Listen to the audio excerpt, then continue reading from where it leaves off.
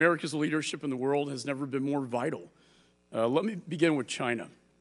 As the pandemic continues to rage, killing millions worldwide, the Chinese Communist Party is using the fear and desperation created by the virus, a virus the CCP's cover-up allowed to spread, to sow chaos and further their own authoritarian agenda. As I've said many times before, the CCP poses a generational threat.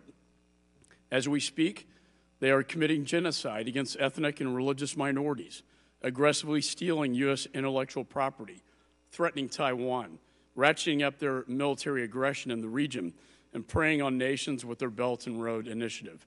We also know the CCP wants to re-engineer the world.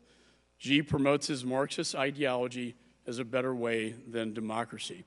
On the same day, sir, that you gave your speech last week, Xi said the biggest source of chaos in the present-day world is the United States.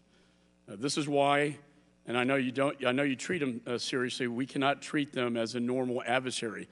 And I wish you the best of luck in your discussions with them in Alaska, as that was just announced. We are truly in an ideological struggle fighting for democracy against authoritarianism and promoting freedom over oppression. For 40 years, we turned a blind eye to the CCP's nature in the hopes we could bring them into the community of nations. Unfortunately, it just didn't work. And as you said in your speech, quote, China is the only country with the economic, diplomatic, military, and technological power to seriously challenge the stable and open international system. And I agree with you, sir. And I stand ready to work with you and the President to confront them. On China, you testified yourself that genocide is occurring in China, and I agree with you. And so does Congress, and so did the previous administration. We labeled it genocide. We put sanctions on individuals and entities responsible for these crimes against humanity. What additional steps are you prepared to take to stop this genocide? A number of things, and I share that view. I share the deep concern about it. I think there are a number of things that we can do, should do, and will do. First of all, it's important to speak up and speak out, and to make sure that other countries are doing the same thing. The more China hears not just our opprobrium, but a chorus of opprobrium from around the world, the better the chance that we'll get some changes.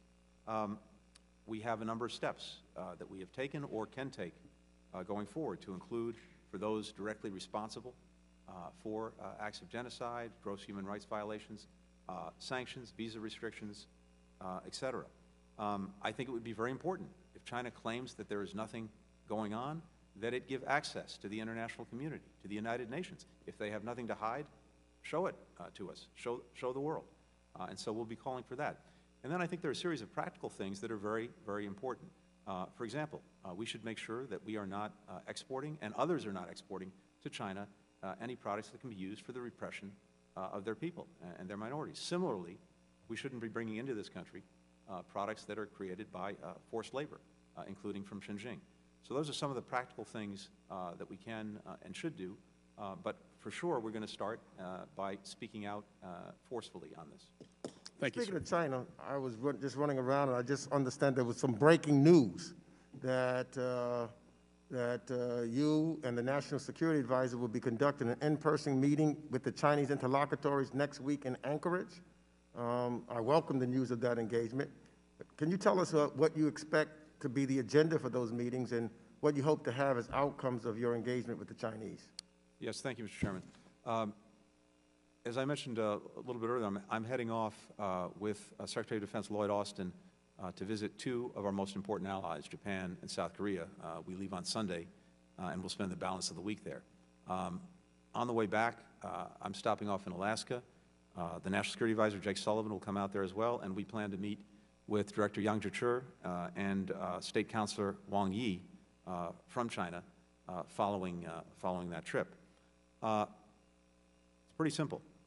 This is an important opportunity for us to lay out in very frank terms the many concerns that we have with Beijing's actions and behavior that are challenging the security, the prosperity, and the values of the United States and our partners and allies.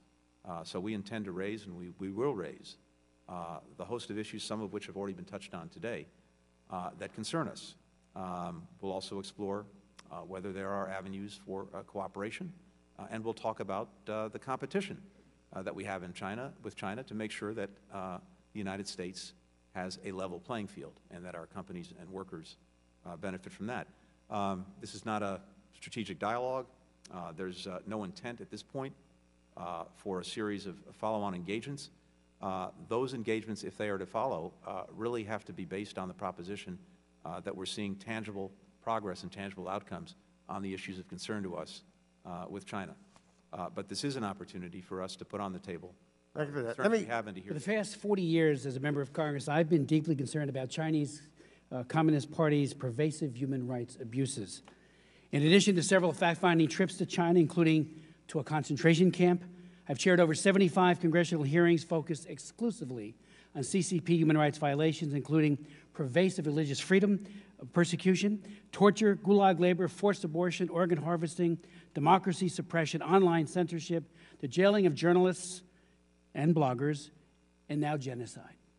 Your predecessor, Secretary Pompeo, concluded that the persecution of the Uyghurs by Xi Jinping constituted a genocide, and there's no worse crime on the face of the earth. Last month at a town hall meeting, however, Anderson Cooper asked President Biden about China's treatment of the Uyghurs. The president gave a troubling response and said, quote, "Culturally, there are different norms that each country are expected to follow," close quote. An answer that was eerily reminiscent of President Obama's cultural norms defense of Chinese President Hu Jintao, which was roundly criticized by human rights defenders everywhere, including a January 19, 2011 editorial by the Washington Post called "President Obama Makes Hu Jintao Look Good on Rights."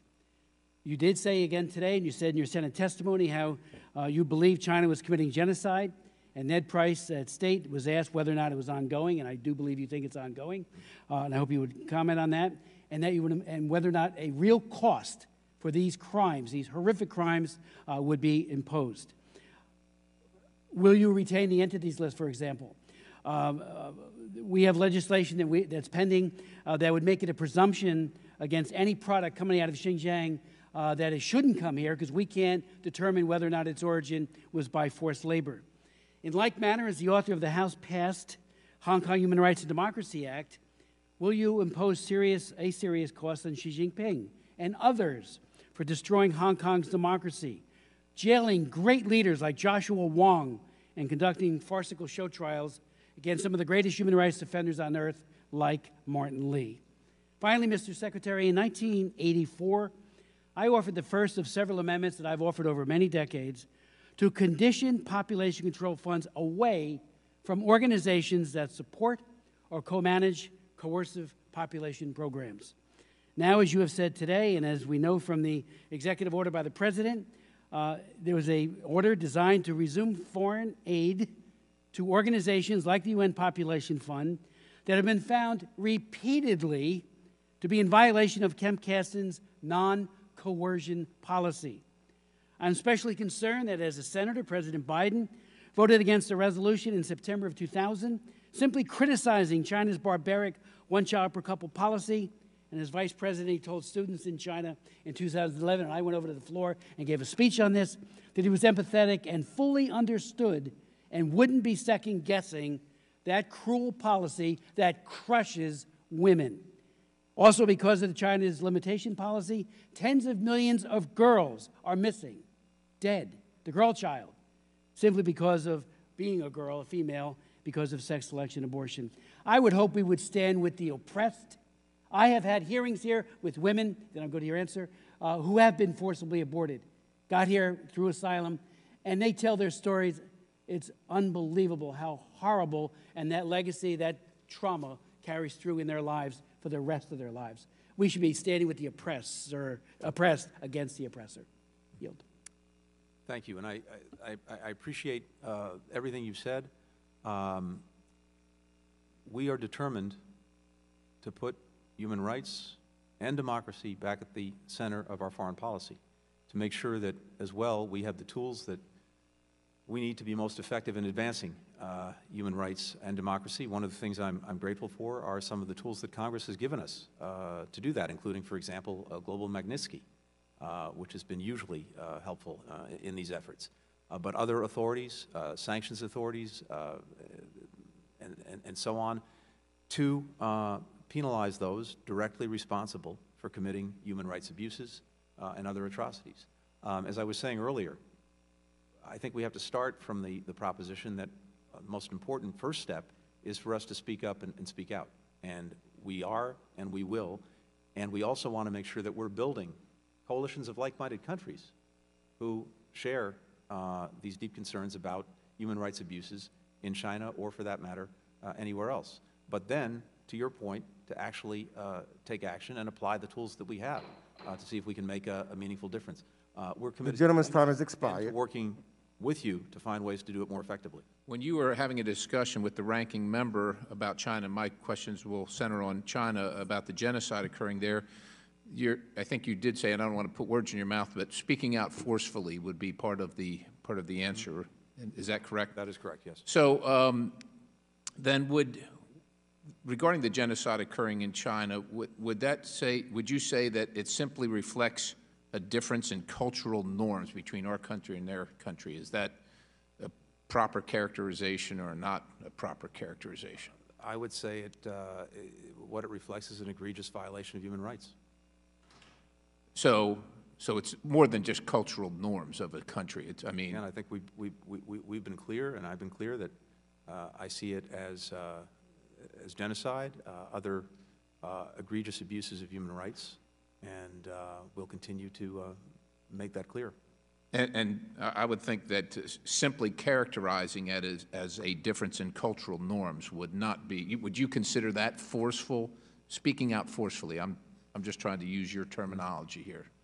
Again, I would say that we have and we will continue to speak out forcefully and shine a light on these egregious violations of human rights. I understand. In 2013, Emma Riley, a lawyer in the UN Office of High Commissioner for Human Rights, began to raise concerns that that office was forwarding the names of Chinese minority dissidents to Beijing just as those dissidents were preparing to testify before the council. According to Ms. Riley, the lives of these individuals and their families were put at jeopardy. One died in prison. More than 7 years later, the UN has failed to address this whistleblower case. Do you believe, well, given the implications of the claim, do you believe that the allegations deserve to be fully and impartially investigated? So I'm not aware of the case, but based on your description of it, the short answer is yes. So you're unaware. You never heard about this at all? I don't recall hearing about that particular case, but based on your description, I would share your serious concern about it. Because if it is true, then it would implicate the OHCHR's complicity in the CCP's genocide. I mean, they're actually aiding and abetting it at that case. If that is the case, if that's the case, if there's an investigation, even if there's not an investigation, but if that is the case, and given the severity of the allegations, would the Biden administration be willing to hold off on rejoining the council based on that? When it comes to the council, we obviously have significant concerns about its actions, particularly, for example, its bias against Israel and its repeated efforts to hold Israel to a standard that it does not hold other countries to. That's a problem that needs to be corrected. Similarly, we've had real concerns with the council in terms of its membership. We have some of the worst human rights violators who sometimes find their way onto the council. That's a problem.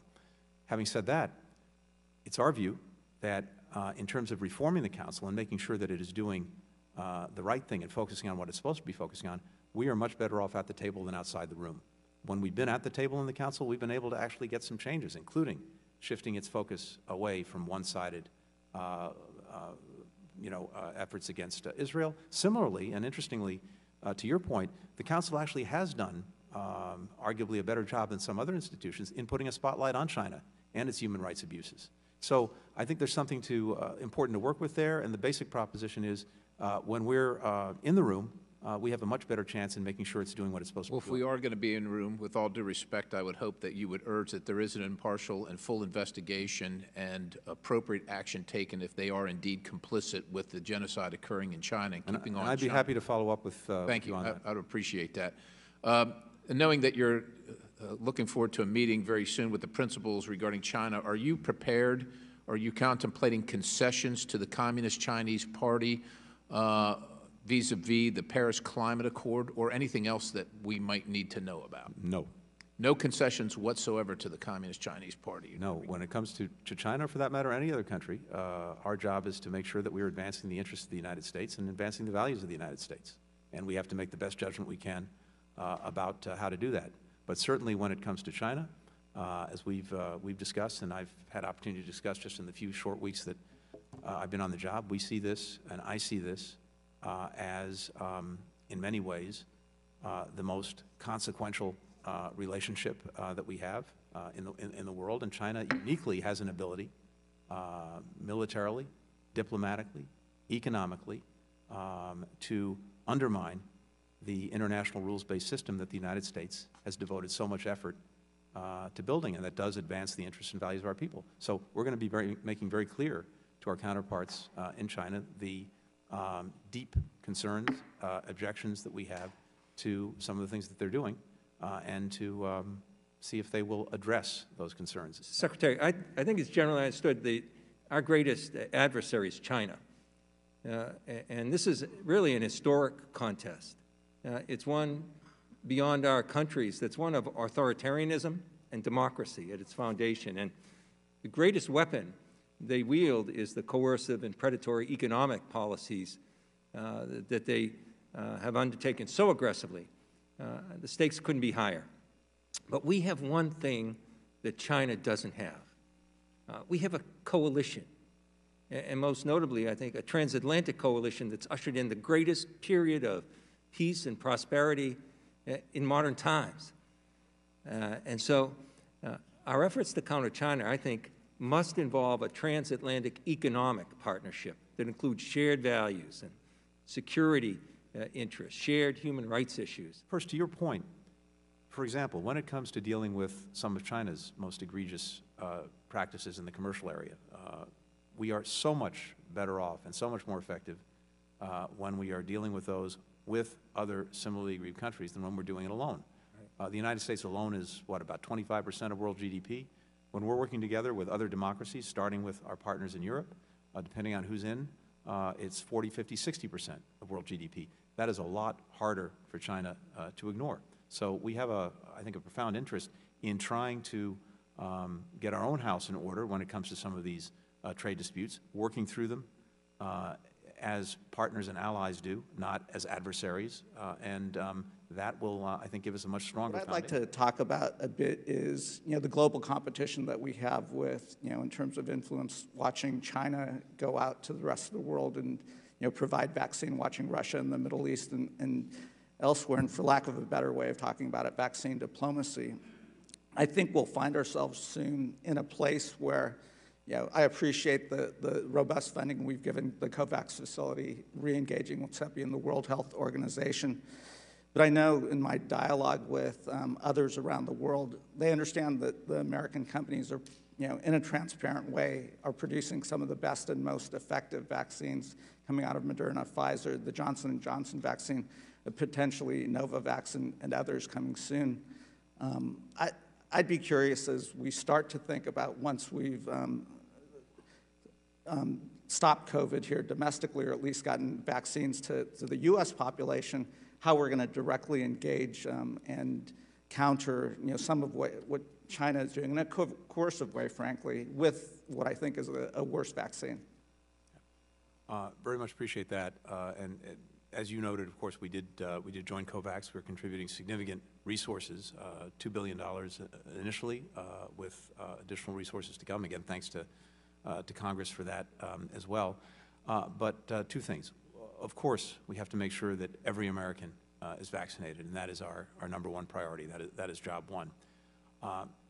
As we're doing that, we're looking at ways to accelerate access to vaccines around the world. As we discussed a little bit earlier, it's in our national interest, our national security interest, to do that, because as long as the virus is replicating, it's mutating. As long as it's mutating, it could come back to bite. American leadership makes the world safer and more prosperous. Sadly, however, Authoritarianism, violence, and a failure to respect human rights are undermining stability in many regions of the world. Adversaries like China, Russia, and Iran are quick to exploit divisions to advance their influence, exacerbating, I think, the conflicts and certainly the humanitarian crises that exist. I am gravely concerned that China's drive to export its authoritarian extractive development model and human rights with Chinese characteristics is contributing to anti-democratic trends. At the same time, Russia is using disinformation and cyber attacks and other tools of malign influence to erode faith in our democratic institutions. Iran continues its relentless push to acquire nuclear weapons while using proxy actors to sow violence across the Middle East.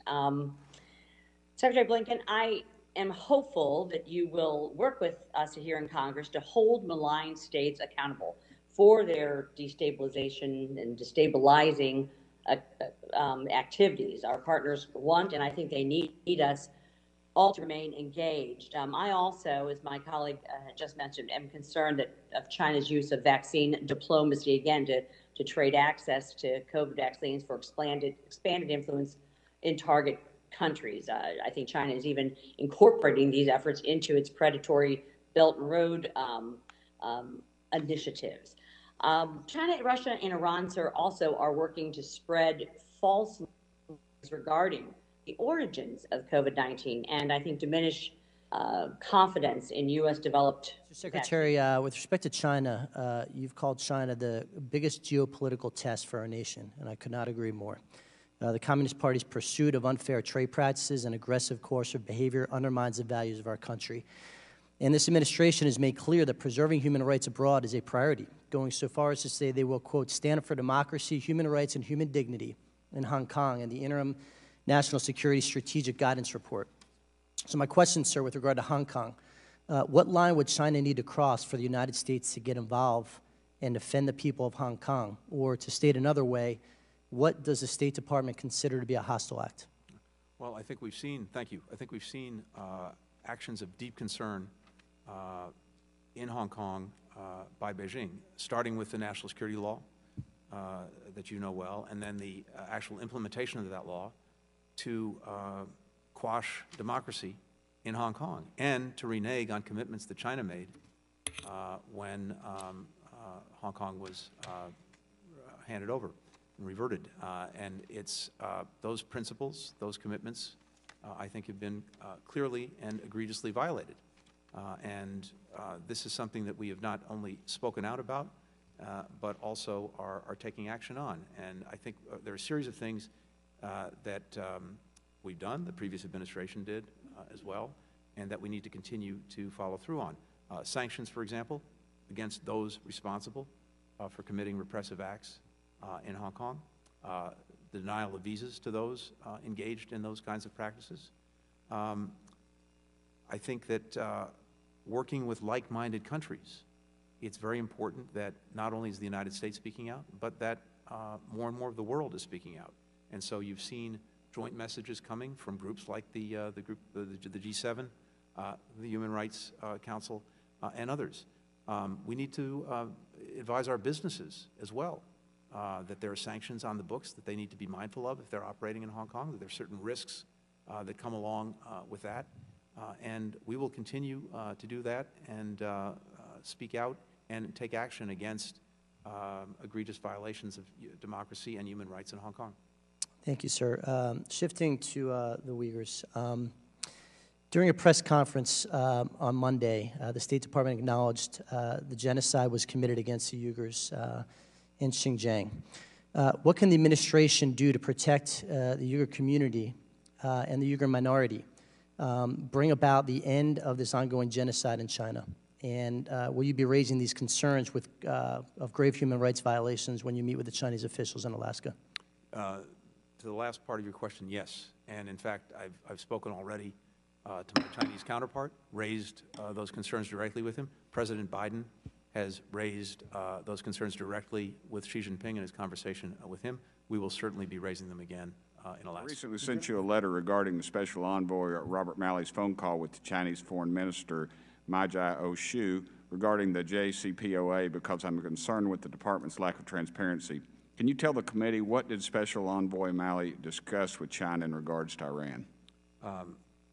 The department, the Special Envoy, myself, we've been engaged with all of the parties to the JCPOA, to include China, to include Russia, and of course to include our European partners as well as the European Union, to get their assessments of the prospects of Iran returning to compliance with its obligations, and urging them to use what influence they have with Iran to return to its obligations. China's authoritarian government is increasingly flexing its muscle across the globe, undermining democracy and human rights. Russia's cracking down on regime opponents and occupying sovereign states or sovereign territory. Iran and North Korea's tyrannical regimes have destabilizing effect that's rippling across the entire globe. As a ranking member of the Western Hemisphere Subcommittee, I'm particularly concerned over China's engagement in our own hemisphere, including its efforts to prop up the authoritarian regime in Venezuela, which should have collapsed long ago if not for the Chinese Communist Party. I also see an incredible opportunity for a win-win-win in Latin America. First, China's commodity boom drove up the value of Latin American currencies and made manufacturing in Latin America very difficult. It was actually cheaper for them to buy from China instead of from themselves. Their economies have paid a huge price. Two, China's mercantilist behavior following the COVID pandemic has clearly informed nations across the globe that dependency on China's manufacturing is a security risk. Lastly, we face this immigration crisis at our southern border that's a clear result of the lost jobs in Latin America and this administration's policies. We can fix all of these by eliminating waste in the U.S. international development money and redirecting those funds to more manufacturing, to move manufacturing from China first to the U.S., but when their business models do not support that, move them to Latin America. I think creating manufacturing jobs in Latin America will solve their economic diversity, decouple the world from China, and help stop the migrant caravans coming across our southern border. And we need to do this as soon as we can. And I encourage my colleagues to join me in this effort. You identified as the administration's top priorities strengthening global health security, and also identified managing our relationship with China as your top priorities. I applaud the administration for identifying those priorities, but it's precisely why I'm so dismayed by the President's decision on January 21st to rejoin the World Health Organization, an international organization that was a co-conspirator in covering up the COVID-19 outbreak in Wuhan, parroting the CCP's propaganda and disinformation, leading to millions of deaths worldwide. Secretary, how does rejoining an organization that aided and abetted China's cover-up strengthen global health security, and how does this not send the very regrettable signal, as you head to Alaska next week to meet with your Chinese counterparts, that this administration simply is not serious about holding the CCP accountable? I think the answer to that is straightforward. Our prospects for reforming the World Health Organization, which very much needs it, I agree with you, are much better served if we're in the room and at the table than outside the room. Yeah, when we pull out, China fills in. And when we pulled out of the WHO, who is then in a position to better dominate it? China. Well, we were in the World Health Organization before the outbreak of the pandemic, and I understand the administration's position on this and the UN Human Rights Council on engagement. I get it. But I do think it does send a mixed message, and when you head to Anchorage, I would urge you to not let them misinterpret that as weakness. And I don't say that you're weak, but I'm just saying that could be perceived as a position of weakness and appeasement. I think that the administration is going to have a difficult time when you're across the table from a member of the Politburo on that point. On the Human Rights Council, on February 8th, you announced that the U.S. was rejoining the UN Human Rights Council. As you know, this is a council with China that you admit is committing genocide, authoritarian and communist regimes like Cuba, Russia. Since its founding in 2006, the Human Rights Council has not passed a single resolution condemning any of these countries. Meanwhile, Israel has been the target of 90 separate condemnations. Mr. Secretary, how does rejoining the Human Rights Council and legitimizing the council, which is a platform for Chinese Communist Party propaganda, how in the world does that in any way hold China accountable? I guess two things. One, I share your concerns, as we discussed a little bit earlier, about the Council, about its unfairly singling out Israel. When we were a member of the Council, we managed to turn off a lot of those efforts. When we were outside the Council, no one was there to do it. So we're much more effective when we're there. Similarly on China, again, I agree with you, but it's interesting. This is the one area where the Council actually has put the spotlight on China's human rights. My time has expired, but we want to hear the plan The when you gentleman's time has re-engage. expired. Regarding China, in just a little over a month, I'm concerned that the Biden administration has begun to systematically undo President Trump's policies confronting the Chinese Communist Party. I would appreciate it if you could explain to me the reasoning behind some of the actions the administration has taken in terms of China, because I'm finding it baffling to understand how it makes any sense.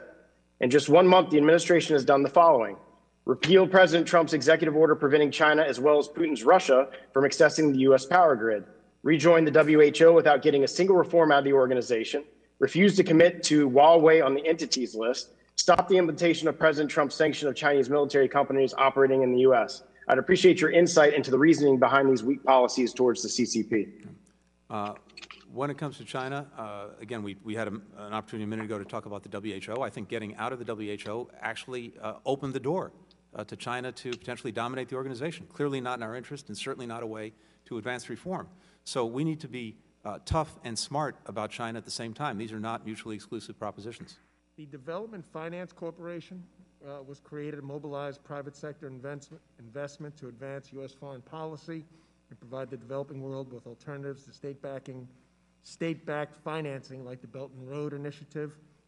As you are the chairman of the DFC board, can you tell me if the Development Finance Corporation is engaged at the moment in promoting free and fair markets in the developing world and counter any malign actors such as perhaps China? It absolutely is, and as it happens, in my capacity as chairman of the board, I actually chaired the board meeting yesterday.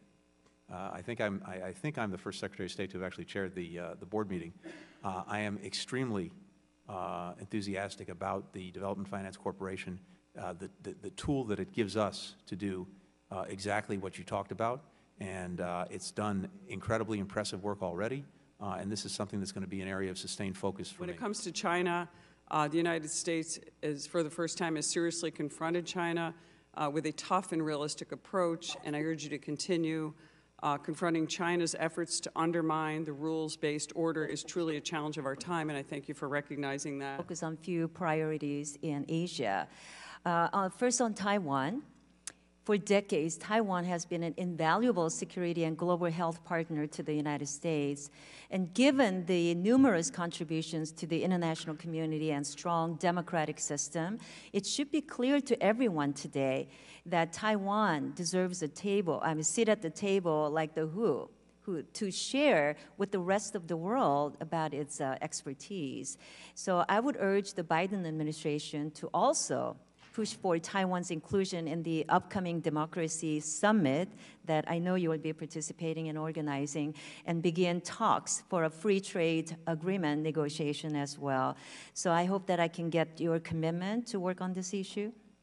Absolutely committed to working on it. I share your view that Taiwan is a strong democracy, a very strong technological power, and a country that can contribute to the world, not just its own people. Right. COVID is a very good example of that. Exactly.